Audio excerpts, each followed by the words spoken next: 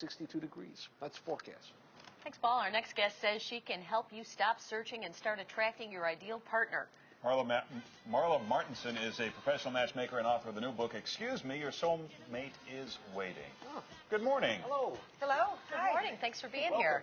You know, the one thing women always wonder about, he said, I'll call you at the end of the date, and then he never calls. Exactly. So what? How many times did that happen to me? Yeah. So what are they really doing when they say that? Okay, well, when they say that, you know, that you may have had a fabulous time on the date. He probably did too. There's some reason that he just doesn't think that it's going to be long term, or something turned him off. You'll never know about it. They don't want to hurt your feelings. So how do you get out of it? You're not going to say right then and there, you know, you're nice, but I don't want to see you again. Have a great life. So, right, guys? So you'll just say, yeah, okay, I'll call you, and then they don't. And girls do the same thing. If the guy says, would you like to see me again? Sure, give me a call. And then we never return their calls because we just don't know how to tell them. Yeah. So. All right. And how do you tell if he's the one? You say there's some signs you should look for that he's definitely not the one. Exactly. Like, let's say he's making future plans, talking about a house he's going to buy or somewhere he's going to move that clearly doesn't involve you, right? I had that happen to me once. That's a good subtle sign. If he's calling you only late at night, you know, let's get together, come over, you know, you never get asked out on the weekend, doesn't introduce you to his friends. She's got your whole routine down, Larry. The old Friday phone call. Last minute. All right, we got some emails from viewers here. My boyfriend proposed on New Year's Eve, but every time I try to bring up a wedding date, he asks, what's the rush? It's making me nervous. Is this joker going to marry me or not? I don't know. I mean, this is New Year's Eve, and now we're into May, so, you know, see how it goes. You need communication. Well, this is the thing. Ask him. Say, what is going on? Are you getting cold feet? Are you backing out?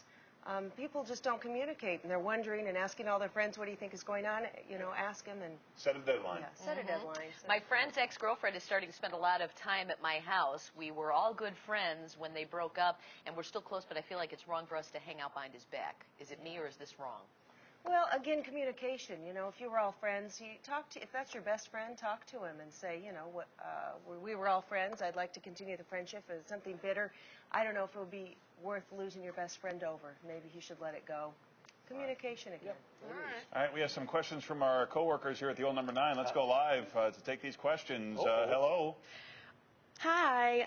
All right. Well, a friend of mine can be sensitive at times, and what happens quite often is her boyfriend will sometimes say things to not intentionally hurt her, but they do, and then she feels bad and wants him to apologize, but he feels he's done nothing wrong to apologize for.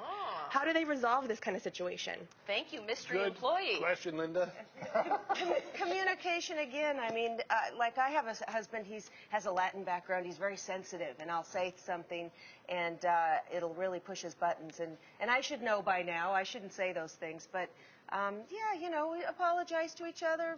It's communication, and learn what pushes people's buttons, and stop it. One more quick question from a WGN employee. Hello. Hello, Yolanda. A friend of mine has a boyfriend who is extremely cheap. What can she say to him without sounding like a gold digger?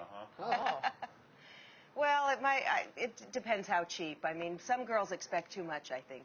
Especially early on in the relationship, and they're, you know, concerned about what kind of car the guy drives, fancy dinners, jewelry. Reciprocate, do nice things. You know, if it's just really bad, he might not be for you. You know, you got to think about what you want. Look out for number 1, Larry. Long road. That's what Mom always told me. The book again is Excuse Me, Your Soulmate is Waiting. Marla Martenson, thanks for joining Thanks, Marla. Thank you so much. Nice to meet you. Stay with us. Today's top stories coming up next. Linda Jorgensen?